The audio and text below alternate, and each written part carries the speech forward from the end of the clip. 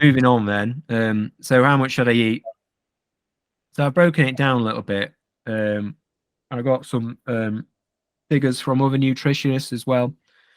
Um, so in terms of how much carbohydrates per hour, so I've looked at this and I've broken it down in terms of energy. So you can kind of start with, well, how fast do you go in, how much energy you'll be using. So at 80 kilos, if you were running, let's say it's a shorter ultra, 10-minute miles, I mean, you could be burning 784 calories per hour.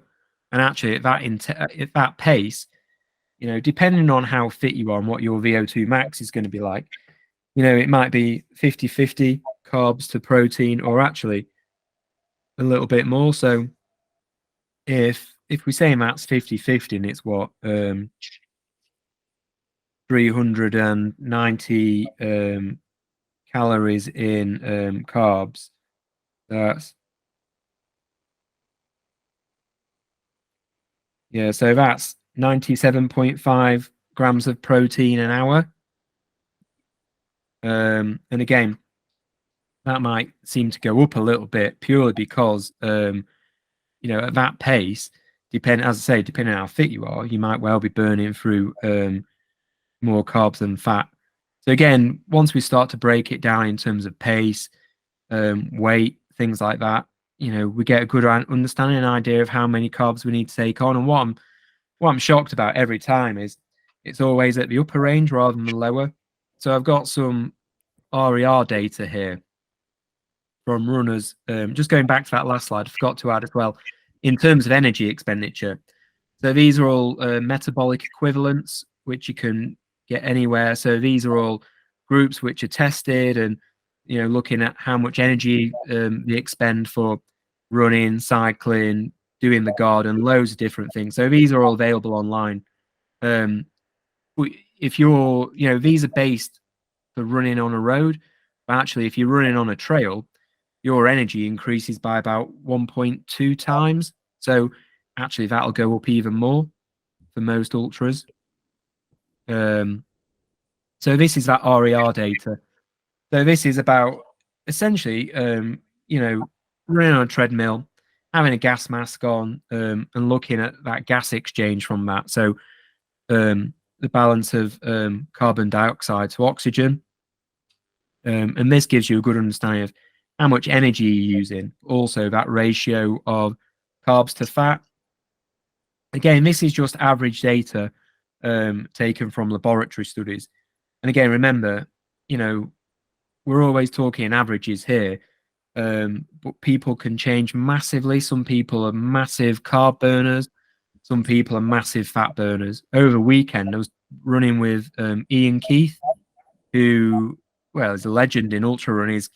He's got God knows how many records. He did the Barclays only a few weeks ago. The spine, I think he's won the spine actually. What was interesting talking about to him is he never eats on a race. Elite at checkpoints, but he doesn't take on carbs or anything like that. When he does what he does, again, you could question, could his performance go up? But he's got loads of records. He's won plenty of races.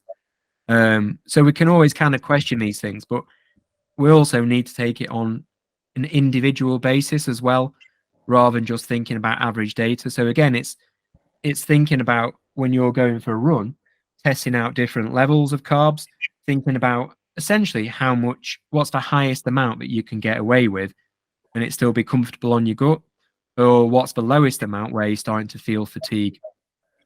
And then obviously weigh up the conditions as well in terms of temperature, weather, terrain, duration of a race, what your objectives and goals are, what you're able to carry and things like that. So if we start to look at this then, at two different levels. So this RER of 0.85 is, as I say, 50-50 in terms of fat to calories. And then RER of 0.8 is slightly weighed more towards fat. You go up to an RER of 1, that means you're burning just carbohydrates, and that would be approaching your VO2 max. So these are the weights of people down the side. So 60 kilos, 70 kilos, 80 kilos, and this is the speed. So these are fairly slow speeds, but actually these could be typical of essentially a mountain ultra, which is long. So something like UTMB, which could take you anywhere between, I don't know, if you mark Derbyshire, like 22 hours, or if you're me, like 39 hours. So to pick one out. So if if I'm 70 kilos, yeah, and I'm running 12-minute miles at the lower rate. So, if I've got an RER of 0.8 at that, or a higher one at 8.5, then, lower rate, I could get away with 54 grams of carbs an hour.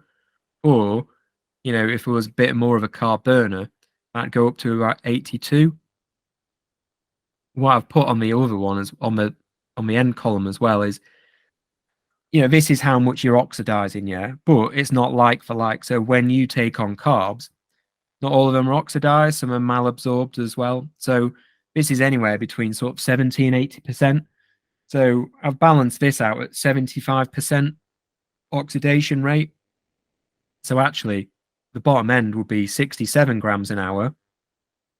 Top end will be 102. So all of a sudden, when we go up to 80 grams, someone who's 80 kilos, running at 12-minute miles, then that gets all the way up to 120.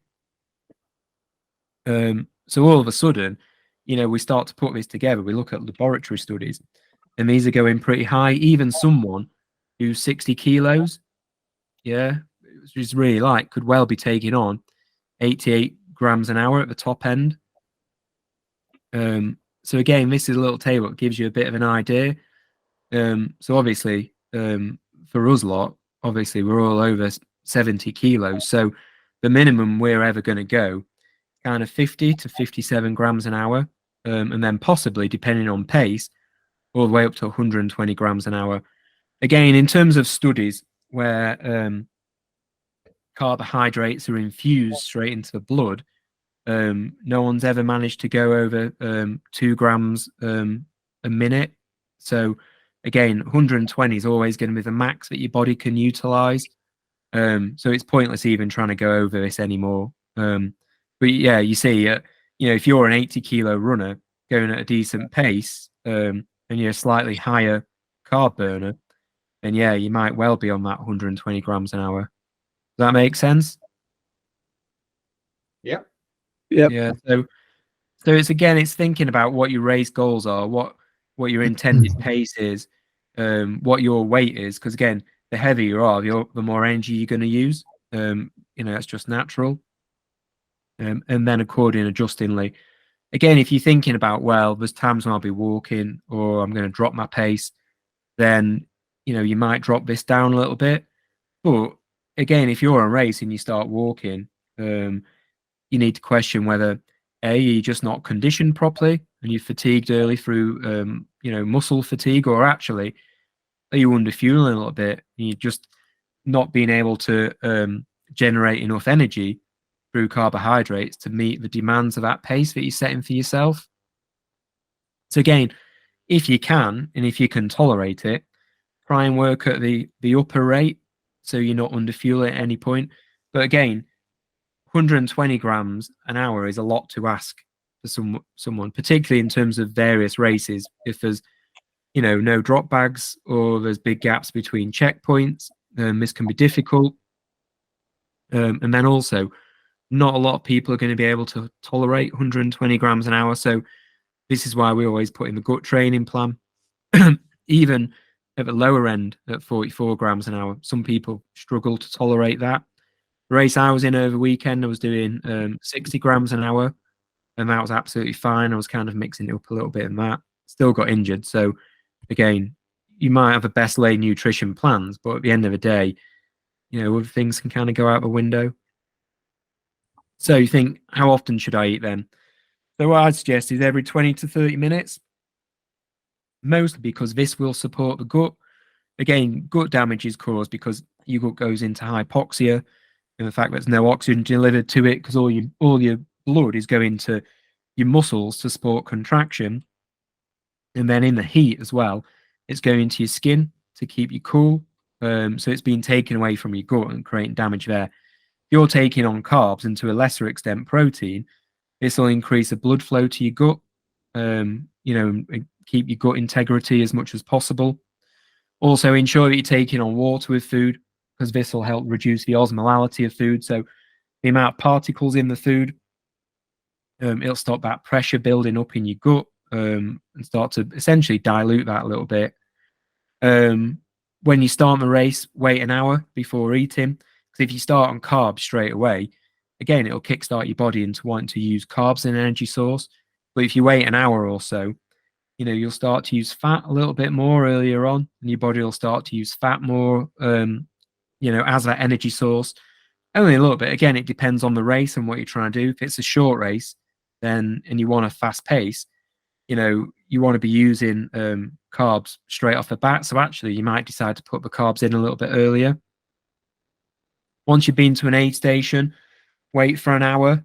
I've seen loads of people have a massive feed at an aid station, come out and then start the nutrition plan again. And what you've just done there is probably take on loads and loads of food, which is already sitting in your gut. So additional fiber, additional protein, additional fat, which will slow your gut down. And then you start eating again, which is going to make you feel sick. If you are planning to have a rest at an aid station, whether it's a longer rest or a bit of a sleep, as soon as you get into the aid station, eat first. Because again, when I was on a race at the weekend, I was at aid stations, I was sleeping for 4 hours. So I'd go in, have a really big feed. And what that meant is in that 4 hours to sleep, it gave me time to digest that food. So I wasn't going straight back out and feeling ill because running with a load of food in my gut. But also it gives time for that food to be stored in your body as glycogen as well. So you can start to top up your glycogen stores a little bit for when you set off. So it gives you a good strong start for after you've had a rest. If you feel ill or sick or anything, back off the food and the fluid and either rest or slow down until you improve. Again, there's times when you can take on too much fluid and get a bit of hypoglycemia. And again, it's just knock it on the head for a little bit, or, it might get hot, or you might take on a little bit too much food, or you might be overloading your gut. And again, an hour or two isn't going to, it might impact you a little bit, but not too much. The last thing you want to be doing is pulling out of the race because you feel ill. Give yourself some time to cool down, chill out a little bit, ease your gut off, and you'll get through it and get back into it. Keep a timer on your watch, and remind yourself to eat every 20 to 30 minutes, depending on what your nutrition plan is. And then also, don't be pressured around you, into eating more or less. There's loads of people on race who are eating, going, oh, I don't eat anything, or I eat 200 grams of carbs an hour. Don't fall into what other people are doing. Keep on your own plan and keep at that. So finally then, do I need 120 grams of carbs per hour? Kind of talked about this, but what I would say is probably not unless you're Kilian, just because of the intensity and the pace. Kilian and the pros, they have a much larger fractional utilization. So they're able to maintain a higher amount of their overall VO2 max. And I think Kilian's VO2 max is 92 for a lot longer. So actually, their energy use just goes through the roof. It's massive. So as their energy goes up, so does the amount of carbohydrates they're using as well. So actually, they will be burning through 120 grams per hour. But for the likes of everyone else, we're probably not going to get that same intensity. So we probably don't need 120 grams an hour unless we're, someone who is running on a short race particularly fast, or, we're larger, and we weigh a little bit more, and we need more energy. But again, I think Kilian was on 100 or 110 grams per hour for UTMB. And as I said, Jumbo Visma in the Tour de France last year were only on 90 grams an hour, and they absolutely dominated it. So again, just because it's there doesn't mean we have to reach that target. And I think most people will be absolutely fine on 90 grams an hour. and would probably see very little difference between 90 and 120 grams an hour. Particularly as some of the research says that, you know, there's no real performance benefits that have been seen yet through 120 grams an hour. So again, train your gut up to 110, 120 grams an hour, but use it as a buffer zone, you know, so you can take on 90 grams an hour. Again, depending on your weight, your intensity, what your objective of your race is, and that's whether you need 90 grams an hour even.